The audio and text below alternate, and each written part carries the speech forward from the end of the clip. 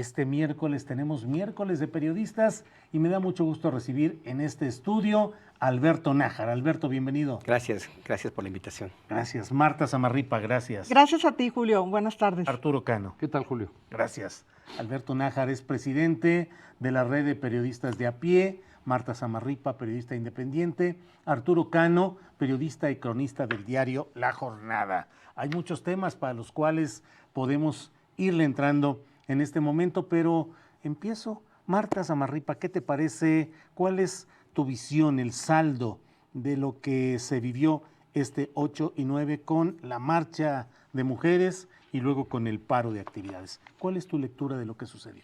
Bueno, me parece que fue un saldo muy positivo. Creo que nunca se había visto una marcha, a pesar de que todos los años existe esa marcha por el Día Internacional de la Mujer. Creo que esta fue mucho más contundente, que había mujeres de todas las edades, personas que antes no habían participado, mujeres que no habían participado y que ahora salieron. Y además, todas con una fuerza que era muy notoria, demandando justicia. Me gusta mucho el hecho de que iban las familias, que había muchísima gente participando. Y bueno, creo que la demanda de justicia y la exigencia de terminar con la impunidad, ese fue sobre todo lo que pudimos apreciar. No tanto los casos aislados de algún tipo de violencia o de pues afectar monumentos, etcétera. Creo que eso se bajó mucho cuando tú ves que todas las demás estaban en lo suyo, ¿no? Por otro lado, me parece que queda muy claro que no fue una marcha en contra del gobierno, creo que es en contra de toda la sociedad, es un reclamo por la omisión de la sociedad. Y bueno, me sorprendieron varios eventos, como por ejemplo cuando lees que fueron mujeres topless a protestar a la catedral. Tú dices, en la Ciudad de México, no, en Monterrey. O otras mujeres en Hermosillo, también elegían la catedral de la ciudad, ¿no? Y fueron en Hermosillo a protestar contra la pederastia clerical, ¿no? Entonces creo que todo eso pues es algo que da una esperanza para las mujeres en cuanto a que no fue una marcha más, no fue algo que, bueno, ya lo conmemoraste ese día y ahí queda. Creo que el mensaje está muy claro para todos los que tienen que ver con que haya esta distorsión en la educación y se está exigiendo un cambio de actitud, un cambio de mentalidad y que realmente hagan algo todas las instituciones del Estado, ¿no? Entonces, por ejemplo, tú cuando piensas en la iglesia dices separación, iglesia-estado, debe haber un Estado laico, porque la iglesia vulnera los derechos sexuales y los derechos reproductivos de las mujeres. Ves que el Papa no hace mucho, y siempre lo dice, que el aborto es como si una mujer, equipara a la mujer como un sicario que va a asesinar a un niño, aunque todavía no haya un niño ahí, sean membranas o sean embriones, ¿no? En el caso de las escuelas, desde kinder, desde primaria hasta la universidad, lo mismo en una escuela primaria de Veracruz, en la escuela de bachilleres, en Estado de México, la de primaria, donde las niñas se inconforman, en la escuela de bachilleres en Veracruz.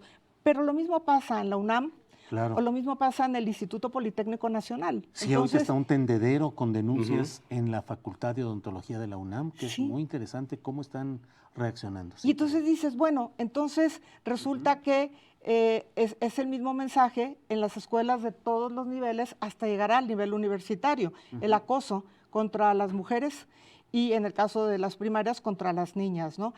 Me parece a mí que algo muy importante en el paro es que queda demostrado que las mujeres tienen toda la razón en demandar la igualdad de salarios por el mismo trabajo y que sin embargo el mundo laboral, que lo controlan los hombres, dicen, ¿para qué vamos a hablar de este tema? No es tema. ¿Por qué? Porque para ellos lo ven no como vamos a tener menos ganancia, lo ven como que vamos a tener pérdidas, ¿no? Pero creo que hay que abarcar todos esos campos. Alberto Nájar, por favor, tu opinión. Pues mira, me llamó la atención que en Guadalajara fueron más de 35,000 mujeres.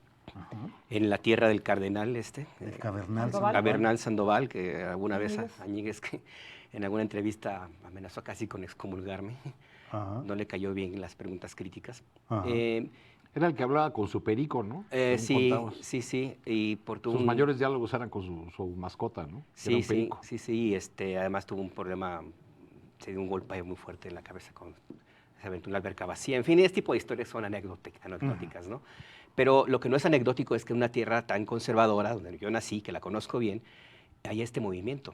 Esto te habla, porque además ahí las raíces conservadoras y de la moral, la familia, siguen siendo muy fuertes, a pesar de que es una sociedad grande, con una sociedad muy pujante, con un gran nivel de problemas de delincuencia organizada de toda la vida y con una vida cultural muy intensa. Sigue habiendo en el fondo, en las familias, entre mis familiares, amigas, en fin, sigue habiendo siempre ese prurito de no salir a las calles, de mantener muchas cosas en la privacidad.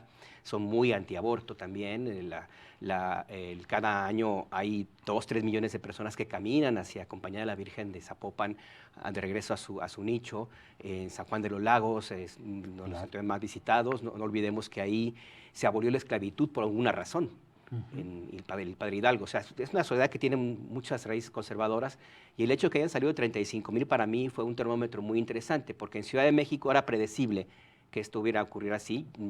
Fue una cantidad mucho mayor a la que las autoridades dijeron. Sí. Era muy predecible también que hubiera este tipo de manifestaciones también de cierta violencia, que hay que reconocerlo, fueron mucho menores a las que había en otros momentos, claro. Protagonizadas sobre todo por hombres. Entonces, para mí eso es un síntoma de que algo está ocurriendo, se está moviendo. Me parece que lo que ocurrió en el paro y lo que ocurrió el domingo en las marchas es un mentiz a aquellos que tanto promulgaron que era un movimiento manipulado.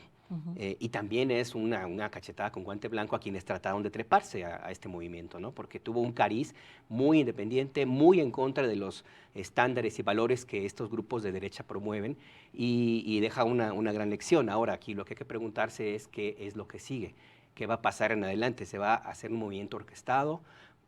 ¿Va a confluir en algo más organizado, más con estrategia? ¿Las autoridades entendieron la lección?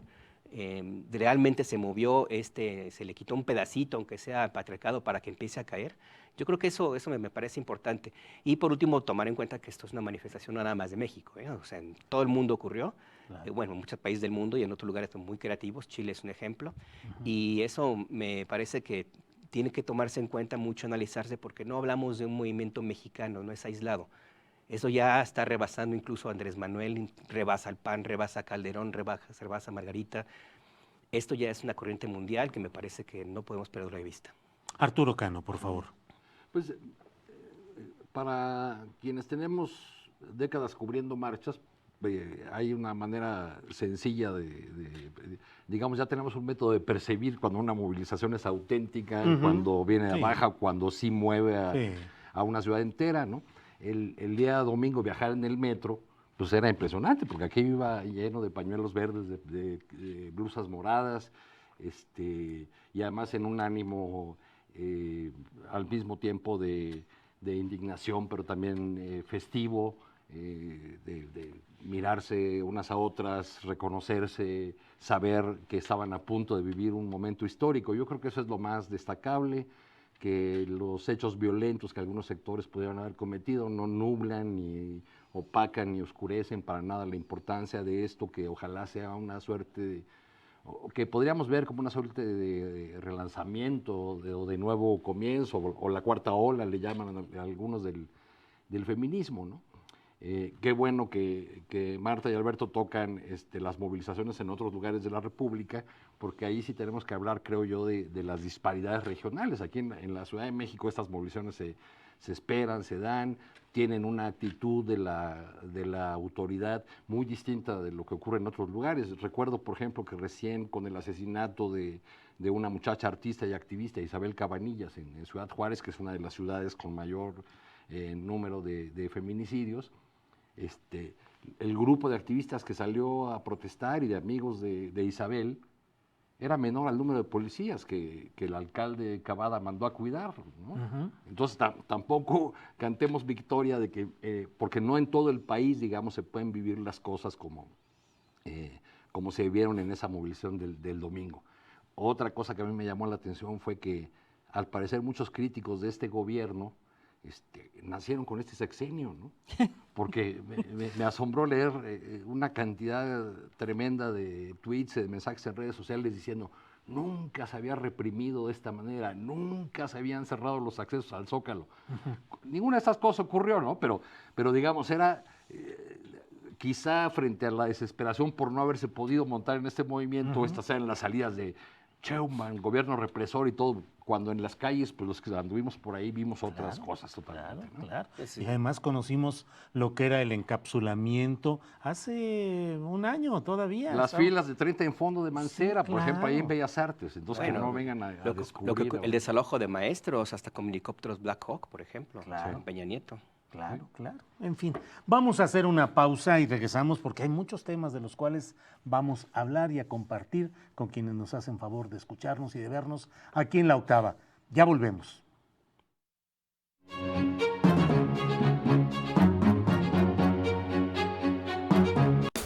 ¿Qué tal, amigos? Qué gusto saludarlos. Mi nombre es Enrique Beas y están viendo La Octava.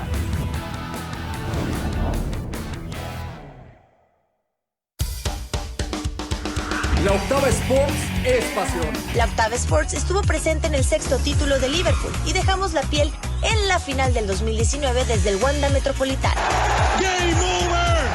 ¡El Liverpool va a ser campeón de Europa! La Octava Sports es periodismo. Yo le agradezco al señor Fidel Gutiérrez que esté aquí, pero no me retracto de nada de lo que he comentado de su persona. Nuestra misión es volver a emocionar. De lunes a domingo a partir de las 15 horas por La Octava. La Octava, siempre cerca de ti.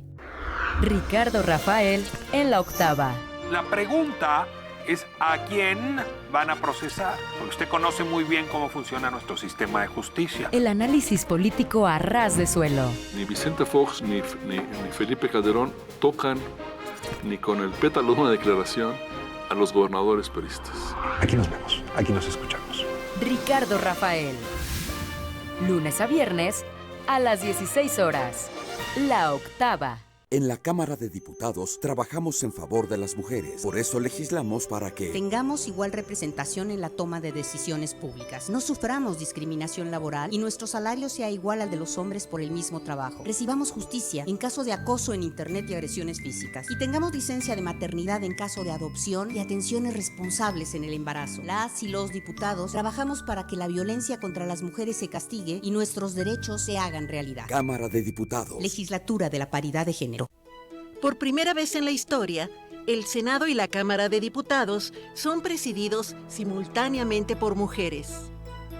La reforma constitucional en materia de paridad de género aprobada en el Senado garantiza el derecho de las mujeres a ocupar cargos públicos y de representación en condiciones de igualdad con los hombres.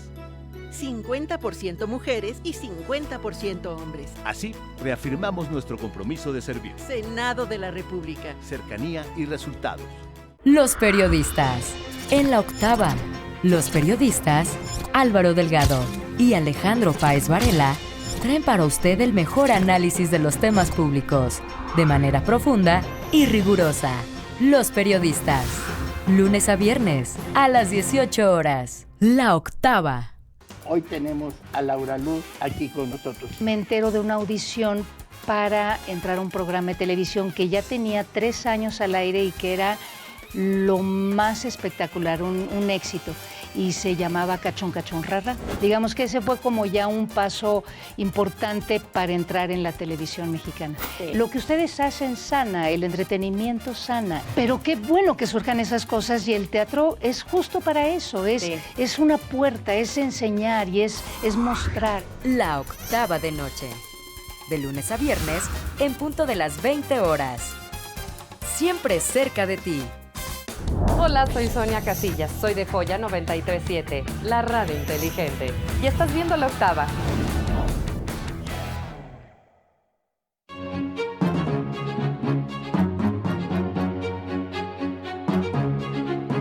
Ya estamos de regreso en La Octava. Gracias por seguir en sintonía. Estamos en esta mesa de periodistas con Alberto Nájar, con Marta Samarripa y con Arturo Cano. En las cuentas en YouTube nos dicen que es bueno que resaltemos lo que pasó fuera del centro de la Ciudad de México en las actividades de las mujeres. Dice, en Guanajuato, estado sumamente conservador y gobernado por el PAN, hubo marchas multitudinarias en León y en Guanajuato, dice Victoria Vidargas. Creo que son 60 ciudades, ¿no?, las que participaron. O sea que sí hubo mucha gente fuera de la Ciudad de México. Claro, claro. Hay otros temas que no sé cómo los vean. ¿Cómo ven este tema de los micrófonos en el PAN, que se volvió casi en una tragicomedia, ¿no? Que quién los puso, que qué sucedió. ¿Qué viste sobre eso, Alberto? Híjole, pues yo tengo la impresión de que en ese tema de inventar cosas o de establecer complots, las acciones panistas son bastante duchos, ¿no? Me llamó muchísimo la atención porque durante mucho tiempo una de las líneas de trabajo que he tenido como periodista de seguridad y narcotráfico y todo, me llamó mucho la atención ver esos micrófonos tan de los 90s, ¿no? Tan viejitos, o sea. Muy anticuados. Sí, tomando en cuenta que ahorita en Tepito, en cualquier lugar puedes encontrar una cosa muy sofisticada y tomando en cuenta que tú no tienes por qué estar escuchando con un micrófono en la pared o en el techo. Si tienes forma de activarlo por el teléfono, en fin, incluso hay programas en internet que lo puedes conseguir, ¿no? Entonces, a mí me llamó mucho la atención que esa denuncia en un momento tan raro, no me creo eso del outsourcing, lamentable, realmente, porque el que querían parar en la votación, porque la Morena tiene mayoría. Hay algo que se me hace muy, muy raro, esa necesidad de tratar de buscar cualquier elemento que quiera minar las acciones y lo que el presidente López Obrador y la 4T han marcado como diferente, y uno de ellos es que ellos no espían, no reprimen. Entonces, pues de que pongas unos micrófonos así medio raros, a mi hijito se me hace muy cómico. Además, ya se está planteando la versión de que ya estaban colocados los micrófonos casi desde que se construyó el edificio. Habría que preguntarle al principal promotor de ese edificio, un panista, por cierto, sobre cuántos micrófonos más puede haber en las paredes, ¿no? Diego Fernández de Ceballos. Aparte de las goteras, ¿no? Que es un edificio multimillonario que ha salido muy mal. Marta Samarripa, ¿crees que hablamos de cómo hay estas acciones que parece que buscan sumar hechos para tratar de confrontar y de ir minando la fuerza política del presidente López Obrador? ¿Crees que en estos momentos el presidente López Obrador está en su momento más difícil, más complicado, más impugnado? Sí, de alguna manera este es un momento complicado, difícil para él, porque se conjuntaron muchos problemas al mismo tiempo, ¿no? Entonces, tienes, por ejemplo, lo que ahora se acaba ya de declarar como pandemia, ¿no?, del coronavirus. Y bueno, México ha tenido suerte, América Latina de alguna manera ha tenido suerte, porque lo que reportan en la Secretaría de Salud es que son muchos menos casos que en otros países. Pero se le ha juntado una situación económica complicada. Lo que mencionábamos el otro día, no se ve hasta ahora el respaldo de los empresarios mexicanos para él, y sobre todo hay una campaña tan fuerte en los medios y en las redes sociales que realmente cualquier cosa que diga o haga López Obrador, todo se distorsiona y todo se le da un sentido negativo, ¿no? Entonces yo creo que una gente que está haciendo su mejor esfuerzo, que nunca habíamos tenido un presidente con la capacidad de trabajo que tiene él y con una meta muy clara para poder conseguir que México sea un país más igualitario, todo se desvirtúa. Entonces yo siento que el Partido de Acción Nacional encuentra una manera, o supone que va a encontrar una manera de fortalecerse si ataca a López Obrador. Y así los demás actores, ¿no? Entonces tú ves a todos los empresarios que están enojados. ¿Qué está en el fondo? La molestia, porque ya no pueden tener acceso a los recursos a los que tenían esa manera de llegar a través de la corrupción, ¿no? Entonces, el problema, yo creo, de fondo para López Obrador es, mientras él esté combatiendo la corrupción, él va a tener esta respuesta. Sí, creo que es un momento complicado para él. Creo que ha habido poca claridad, por ejemplo, en el caso de los feminicidios. Decía Olga Sánchez Cordero, bueno, sí, tenemos que reconocer que no tenemos una estrategia más específica para diferenciar entre homicidio y feminicidio, ¿no? Lo decía la secretaria de Gobernación. Pero yo pienso que, que López Obrador puede salir adelante, que está acostumbrado a que haya momentos adversos, a crisis, y que sin embargo él siempre tiene la manera de resolverlo. Yo confío en eso. Bien. El Banco de América, Bank of America, ha recortado la expectativa de crecimiento económico para México de 0.5, que era lo que mantenía. Ahora dice que el crecimiento económico en 2020 sería de menos 0,1%. Todo esto debido a los efectos económicos globales del coronavirus y los menores precios del petróleo. Arturo Cano, este hecho anoche del accidente del metro en la estación Tacubaya me lleva a preguntarte, ¿cuál es el saldo de la presencia administrativa de la izquierda electoral, el PRD en su momento, ahora Morena, en el gobierno de la Ciudad de México, y si ha habido un progresivo decaimiento de la calidad en los servicios públicos?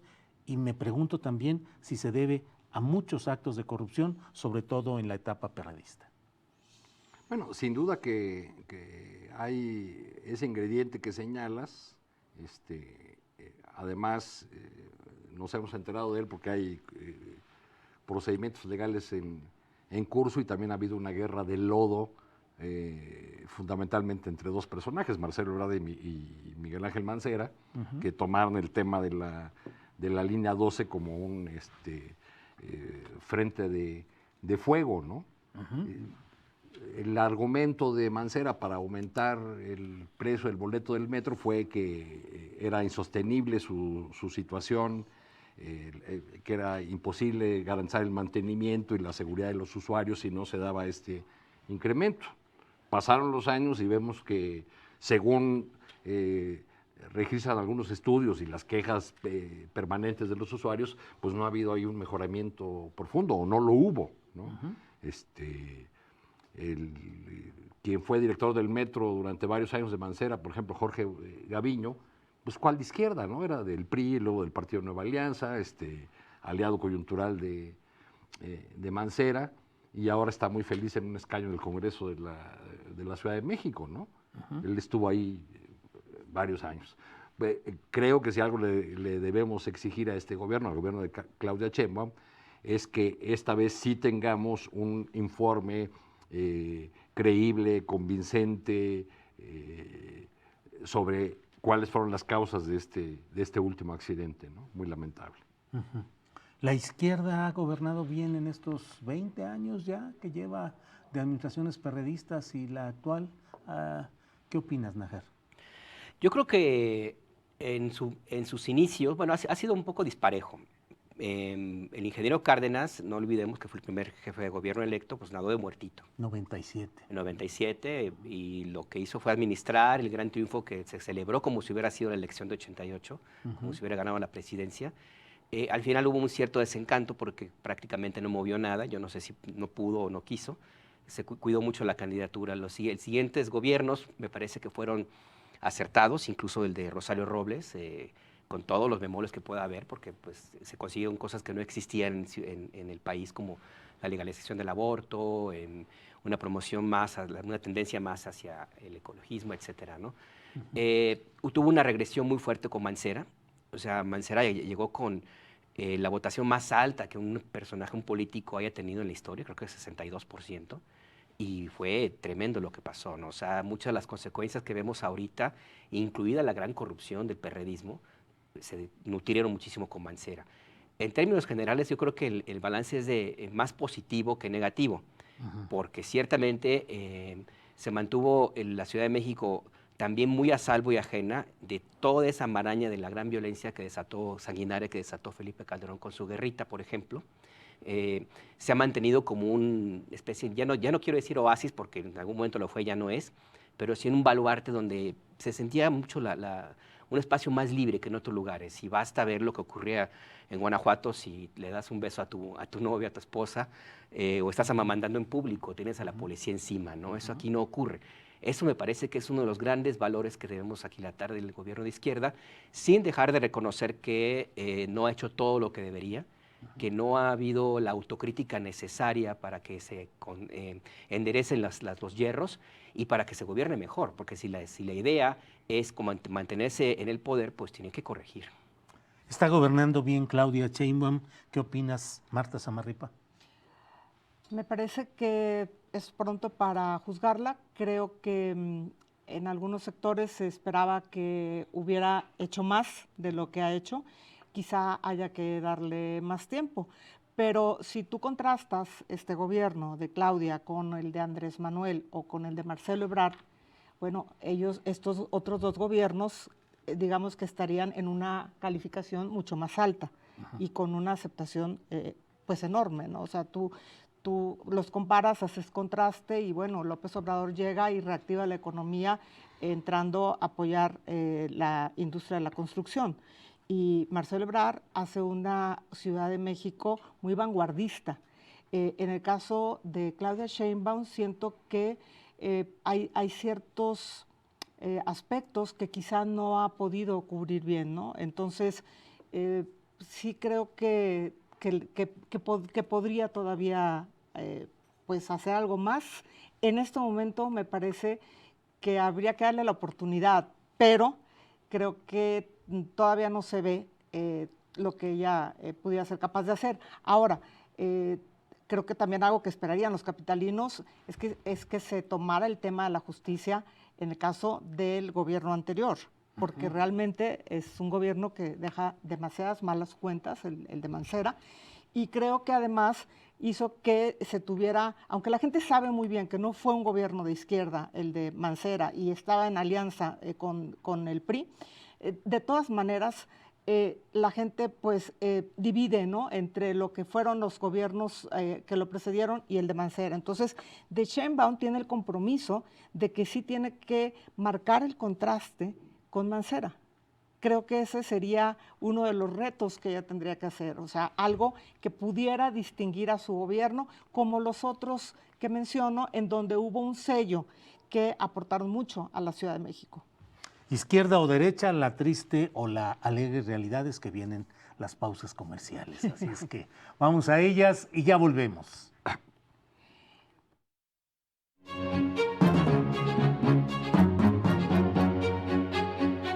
Hola, soy Manuel Guerrero de Universal FM 97.7, la estación de los clásicos. Estás en La Octava. Todas las mañanas acompaña a Jesús Escobar y a Pancho Parra en el Maña News. Un espacio donde se analizan las noticias de manera dinámica y amena.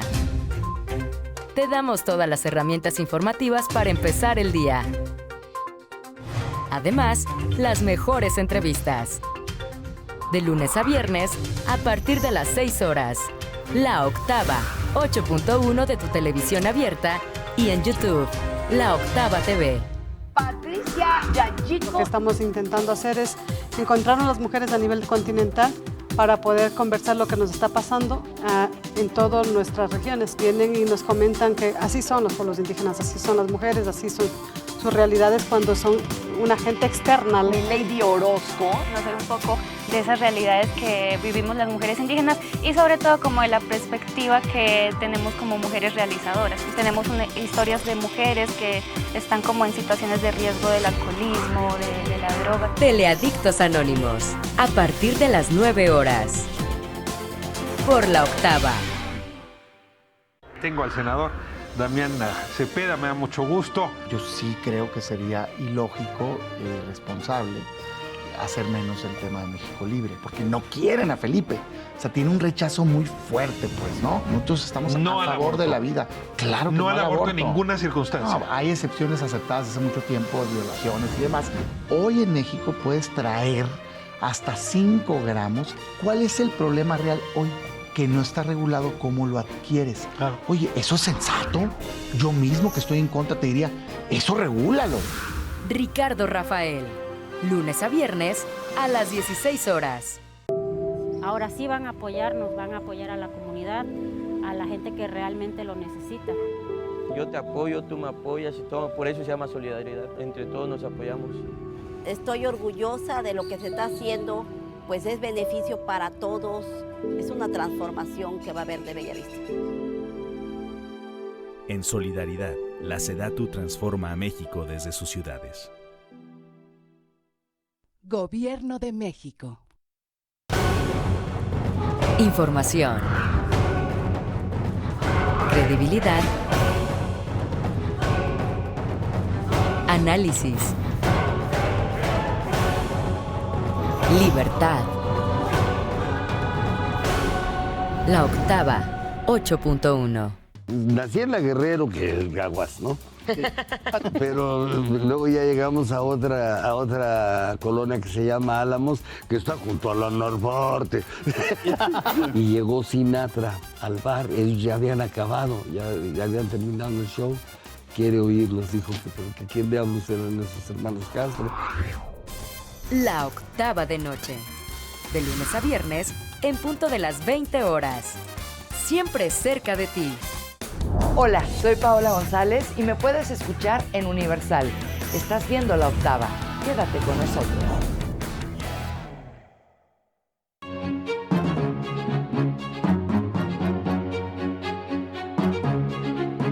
Ya estamos de regreso. Muchas gracias por seguir en sintonía en La Octava. Seguimos con esta mesa de periodistas con Alberto Nájar, Marta Samarripa y Arturo Cano.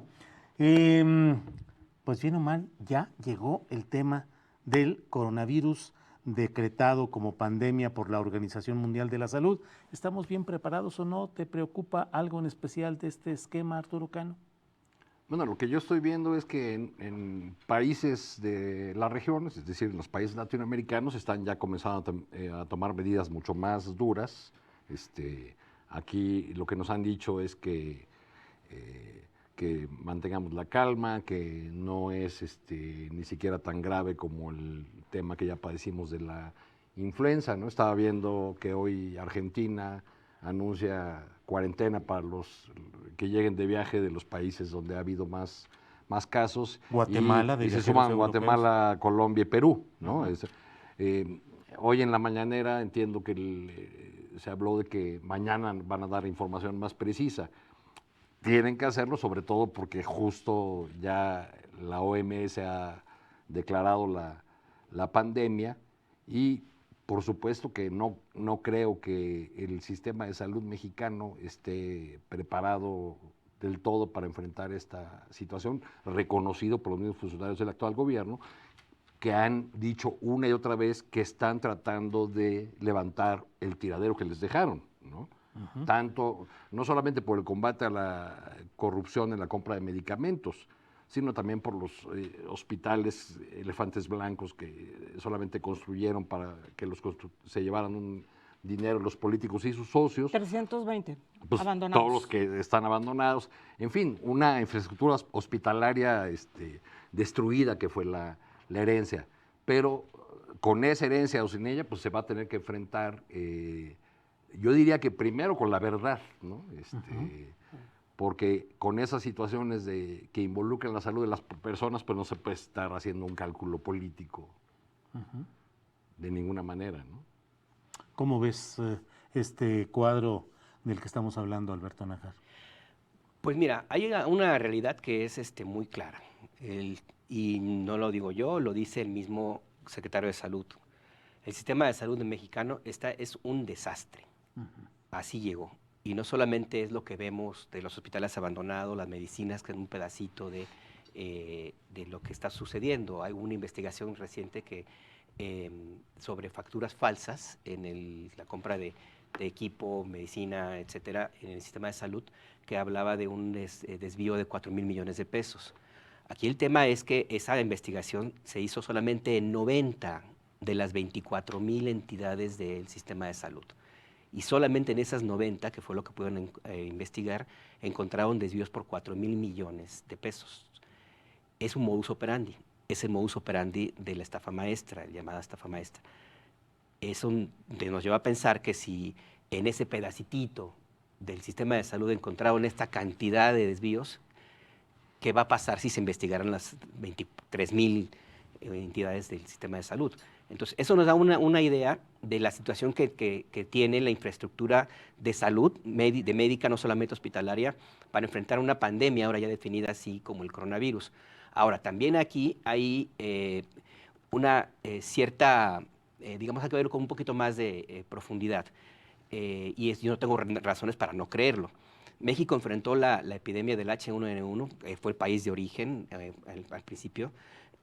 Hubo un aprendizaje importante, sobre todo en la forma de reaccionar, y también hubo ciertas, digamos, lecciones que según afirman están tomándose claramente ahora mismo. Una de ellas se refiere a lo que en otros países han tomado, como son las revisiones a todos los pasajeros, el cerrar los aeropuertos, el hacer las auditorías, etcétera. Según lo que me han explicado, este tipo de revisiones al final de cuentas no son tan útiles porque para poder hacerlas bien y hacer una prevención al nivel 100% que se ocupa, tendrías que paralizar prácticamente el tráfico de personas, porque no hay forma de evitarlo. Porque para hacer una revisión médica y detectar a alguien con todos los síntomas, una revisión, como dicen los estándares internacionales, te lleva tiempo uno por uno. Entonces es una revisión que no funcionaría. ¿Cuál es el problema ahorita? Yo creo que el tema del coronavirus es muy grave, se convirtió en rehén o en un botín político, y la respuesta de la autoridad no me parece, coincido con Arturo, que no ha sido lo suficientemente clara. Yo creo que debería ser un poco más didáctica lo que se está haciendo, debería invertirse un poco más de tiempo en eso, porque sí es importante, porque la percepción que se está tomando, o que toma la gente, puede ser totalmente contraproducente, es lo que yo creo. Bien, pues hay información. Nuestro compañero Víctor Gamboa dice: la Bolsa Mexicana de Valores sigue en picada y perdió este miércoles lo que había recuperado en la jornada anterior. El peso mexicano cayó 2.5% en su cotización con el dólar, cierra a 20 pesos con 79 centavos y se vende a 21 con 66. Por otra parte, Alfonso Romo dice que México está en emergencia por el coronavirus y por la caída de los precios internacionales del petróleo. Dijo que ante esta situación, el Gabinete Económico está analizando los diferentes escenarios para mostrarlos al presidente López Obrador. Aceptó que debido a la emergencia están preparando un plan B, lo que implicaría volver a apretarnos el cinturón. ¿Cómo lo ves, Marta Zamarripa? ¿Más?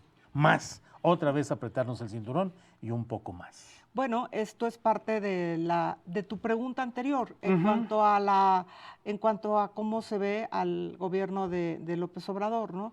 Yo creo que lo mejor que pueden hacer es lo que están ofreciendo, que es decir que van a hablar a decirle a la gente tal cuál es la situación. Se me hace un poco complicado el que se vayan a apretar más el cinturón, porque, bueno, pues esta ha sido la tónica del gobierno, ¿no? Entonces, si tú dices que se va a apretar más el cinturón, ¿a quién se va a afectar? A la clase media. Y la clase media ha sido un apoyo muy importante de este gobierno, porque luego se piensa que solamente los pobres apoyan a López Obrador, pero no solamente los pobres apoyaron a López Obrador, hubo muchísima gente de la clase media que lo apoyó. Entonces, creo que la clase media ha tenido una actitud está empezando, apenas es el primer año, 2, 3 meses, y la gente comprende que tampoco puede exigirle a López Obrador resultados de algo que no se provocó en este gobierno, sino que ya tenía esa inercia. Entonces, a mí me parece que en este momento, si le dices a las personas que se tienen que apretar más el cinturón, bueno, creo que probablemente no se va a tomar de una manera muy positiva, porque ya es como, bueno, más bien queremos empezar a ver los cambios, empezar a ver los resultados, empezar a ver qué es lo que se empieza a notar como un avance de este gobierno. Siempre hay que tener presente que él la tiene más complicada, porque lo que más detiene al gobierno de López Obrador es la enorme cantidad de corrupción en todos los sectores, ¿no? Lo que tú decías me parece impresionante, o sea, como si solamente muestreas esa pequeña parte, sale una fuga de 4,000 millones de pesos. Es increíble. En el 0.2%. Bueno, con ese escenario complicadísimo es como, creo yo, que nos enfilamos al 2021, ¿no? Este episodio que podía ser chusco de los micrófonos en el Senado, a mi modo de ver es un poco el banderazo del Partido de Acción Nacional camino al 21. ¿Por qué digo esto? Esta oposición se va a dedicar a acusar, a seguir acusando en campaña electoral a un gobierno autoritario, antidemocrático. El señor Ancira desde España compara al presidente con Hitler, ¿no? El señor Ancira que se hizo billonario con Carlos Salinas y que después mantuvo 10 años quebrada a su empresa para no pagar a los proveedores, ¿no? Y el presidente dio su banderazo de salida en la mañanera, en mi opinión, cuando muestra la votación de la reforma del Cuarto Constitucional. Y señala a los panistas como los que se oponen a que la salud, las becas, las pensiones de los adultos mayores sean elevadas a rango constitucional. Ese es ya, veo el arranque en este complicadísimo escenario que es sobre todo mundial, o con estos dos ingredientes de gran peso que vienen de fuera, ¿no? La caída de los precios del petróleo y la pandemia. Nos quedan 2 minutitos, lamento que en pocos segundos despida, que me den su opinión sobre esta irrupción del marro y de toda esta violencia en Guanajuato, aunque sea unos segundos, por favor, Alberto. Pues mira, esta violencia es parte del proceso que tiene algún tiempo, se está moviendo el terreno de forma muy acelerada. La DEA lanzó una de sus típicas mega operaciones, hay que tomarla con pincitas, contra el Cártel Jalisco Nueva Generación. Ya el Mencho es el enemigo público número 1 de la DEA. Yo lo veo como una medida más electoral que real, pero bueno, este es un resultado de algún proceso que no se ha sabido comunicar bien, porque hasta ahorita, honestamente, no tengo, yo al menos, y mucha gente no tiene claro qué es lo que realmente está haciendo el gobierno para combatir a la delincuencia organizada. Marta Samarripa, en pocos segundos, por Claro, desgracia. yo pienso que el caso de Guanajuato es muy grave. Se tiene todo el caldo de cultivo para que esta situación esté así. Es el Estado que está encabezando los homicidios por encima de Baja California o por encima del Estado de México. Entonces, Guanajuato tiene un gobernador que simplemente dice, a mí no me interesa la estrategia de seguridad que tiene el gobierno de López Obrador y yo no voy a ir nunca a ninguna de las reuniones de seguridad. Creo que Guanajuato fue otro tipo de estado hasta hace no muchos años y que en este momento Guanajuato es el que tiene probablemente la situación más complicada en materia de seguridad en el país. Arturo Cano, te toca en la reflexión y decir ya el final de este programa. Creo que estos bloqueos, leí alguna nota que decía que habían sido 15 vehículos incendiados en distintos puntos de Guanajuato. Sí. En 2010 me tocó a mí ir a Michoacán cuando los bloqueos igualitos a raíz de la primera muerte del Chayo, y en los 32 kilómetros que separan Nueva Italia de Apatzingán conté 40 vehículos quemados. Sí. ¿Dónde comenzó esto? Pues ahí, con Felipe Calderón, ¿no? Y otro día nos comemos ese pollito de Marcelo Ebrard como vanguardista. ¿No? Claro que era vanguardista, claro que lo era. Bueno. Claro que lo era, Marcelo Ebrard. Sí. Ya hablaremos de ese y de otros temas en la próxima mesa de periodistas. Por lo pronto hoy, muchas gracias, Nájar. Gracias a ustedes. Gracias, Marta Samarripa. Gracias. Gracias, Cano. Gracias a ti. Gracias a ustedes por acompañarnos. Nos vemos mañana de 1 a 3 de la tarde. Por esta ocasión.